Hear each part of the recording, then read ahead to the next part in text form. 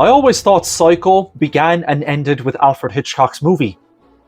Me heart. Quick bit of disclosure, I have not seen the Bates Motel TV show. I've heard excellent things about it, but I haven't seen it, so I'm not in a place to judge it here. But now that we are here, let's. Coming in at number 6, we have Bates Motel. Anthony Perkins himself aptly summed this movie up. Just terrible. Of all the entries in the Psycho franchise, Bates Motel was the biggest struggle for me to get through. There are a plethora of elements that went wrong here, but essentially, it's insufferably boring, annoyingly melodramatic, and tonally, it could not be more at odds with the Psycho franchise as a whole. This story, which completely negates the sequels, revolves around Norman Bates' roommate, Alex West. He inherits the motel and he tries to get it fixed up. Bates Motel is a chilling supernatural thriller. No, it's not. This felt like a home improvement advert more than it did that, which, either way you slice it, neither one even remotely feels Psycho adjacent. There are so many scenes of Alex doing mundane tasks like asking for a loan or talking about exterior design, and I just found it kind of unbearable. Like, what's going on here? It's not scary. Narratively, there's nothing to latch onto, except knowing that a younger Jason Bateman is part of the cast, but there's also nothing to keep you guessing. The psychological ingredient that makes Psycho feel like Psycho is entirely absent here. The themes of trauma and mental illness, it's not here. Characters don't really go through an arc. The music feels like it's spoon-feeding the viewer what you should be feeling at certain moments. As a protagonist, I found Alex to be painfully dull. I am open to the Psycho story being about more than Norman Bates, but you're facing a mega uphill battle there, because not only do you have to craft a new character in place of one as iconic as Norman, but Norman is so inextricably linked to Psycho that any attempt to mess with that or abandon it in favor of someone as uninteresting as Alex, it's going to turn fans away. I hardly have upsides to name for Bates Motel. This was disastrous. It's my least favourite of the lot.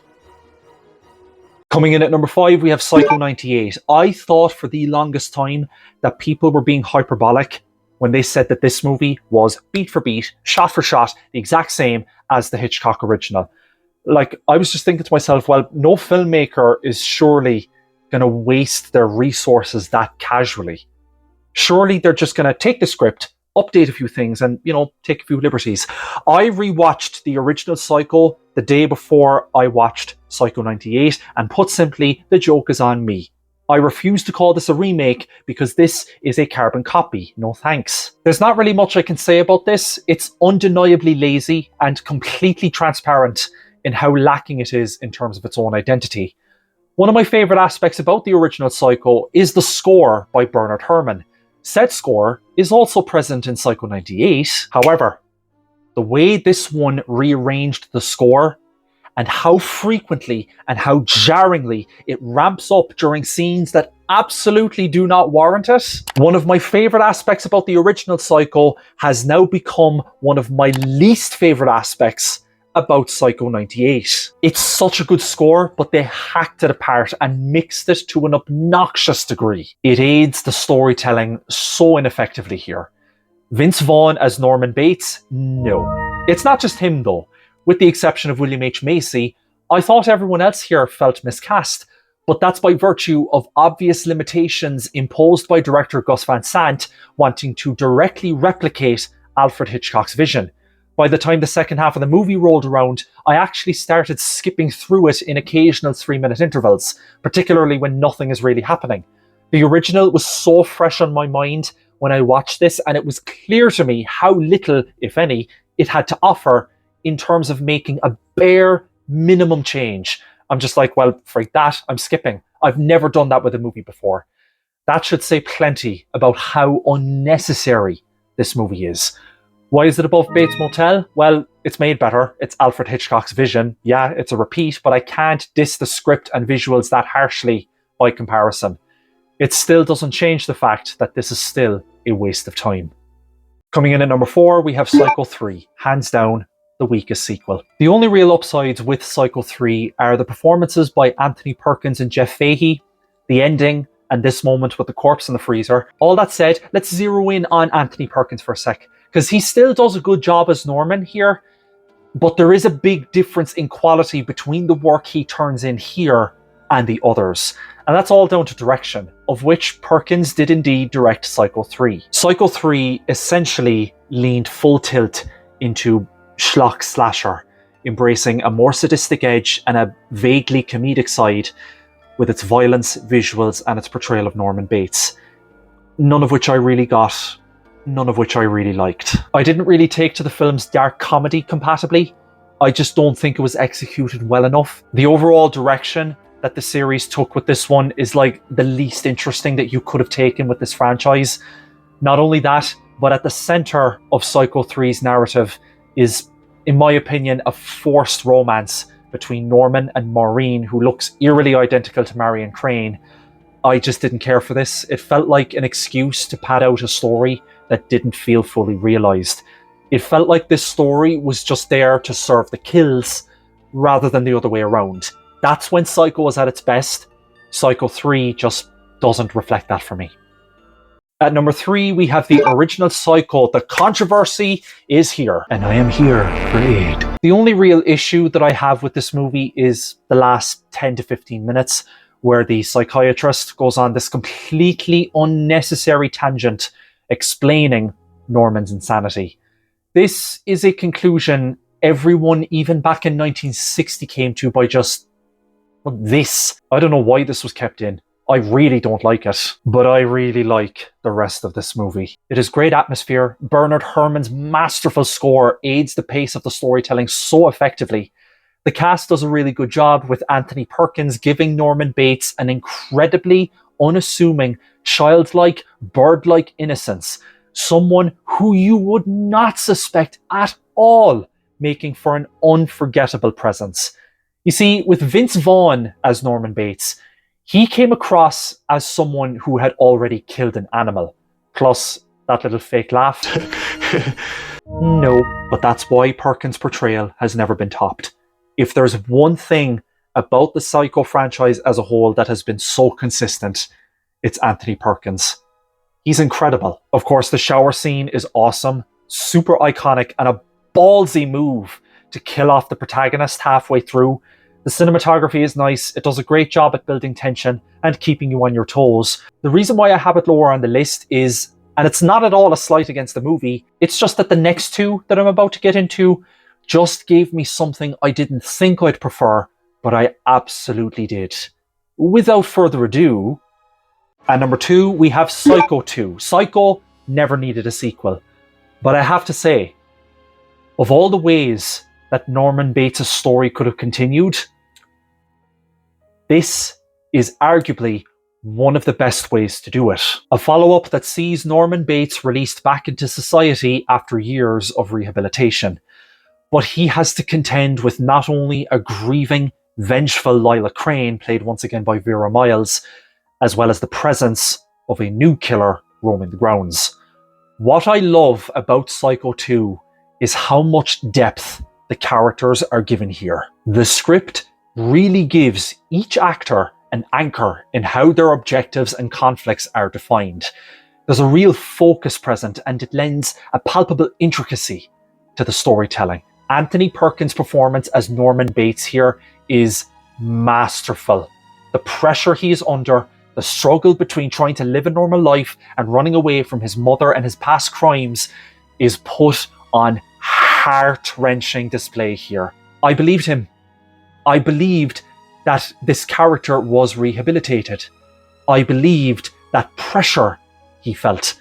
I felt how much pain he is going through in trying to navigate and deal with it. Lila Crane's descent into villainy here is also a tragic one. Completely consumed by Norman taking her sister away from her and wanting revenge, getting so bad that she couldn't even be a caring mother to Mary, played by Meg Tilly, who has to do so much of the dirty work in quietly driving Norman mad.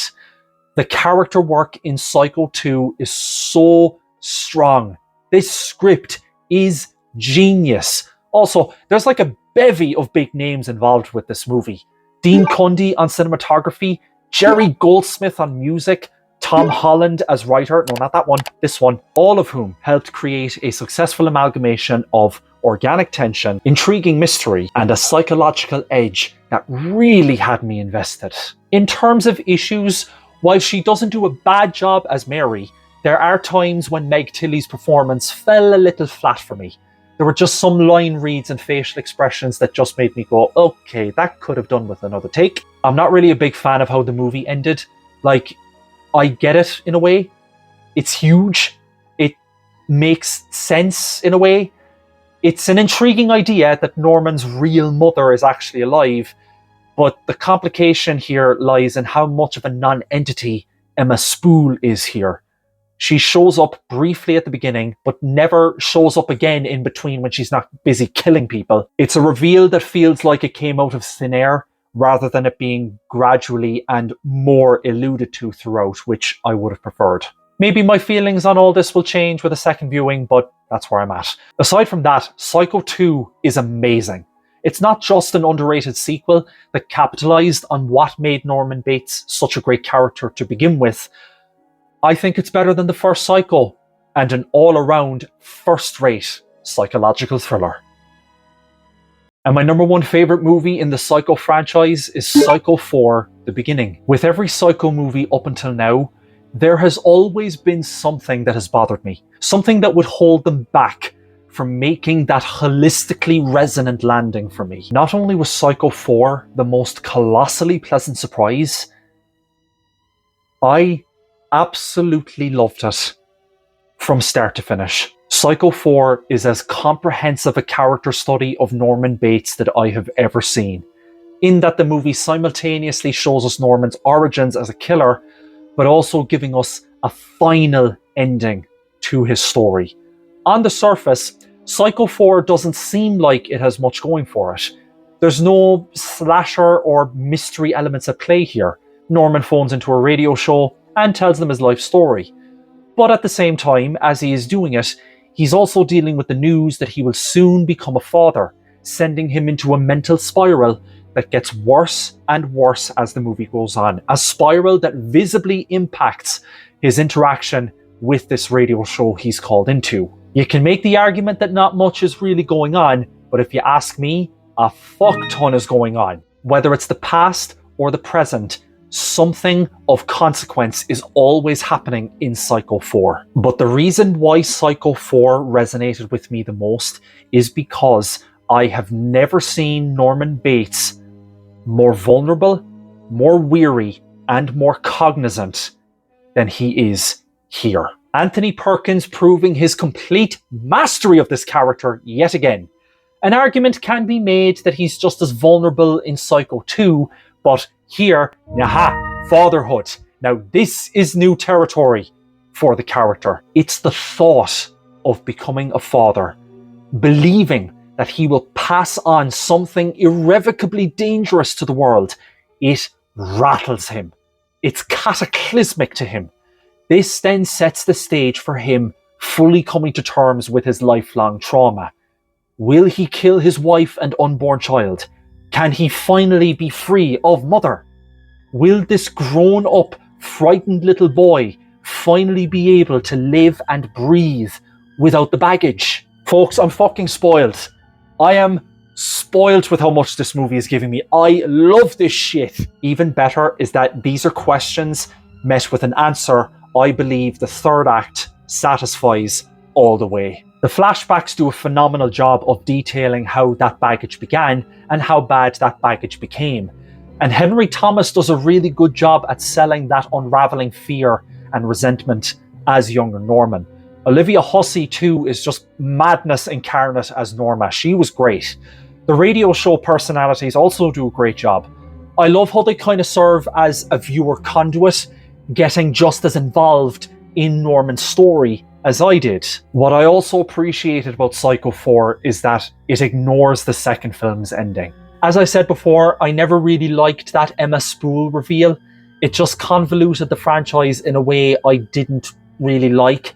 And I liked that this movie just ignores it completely and keeps it simple. It's about Norman and what Norma did to to turn him into who he is. Psycho 4 is not only where the franchise comes full circle, but it's where everything dramatically, thematically, and emotionally relevant to the Psycho franchise comes to a head the most meaningfully. Top that off with an ending that gratifyingly fulfills the journey.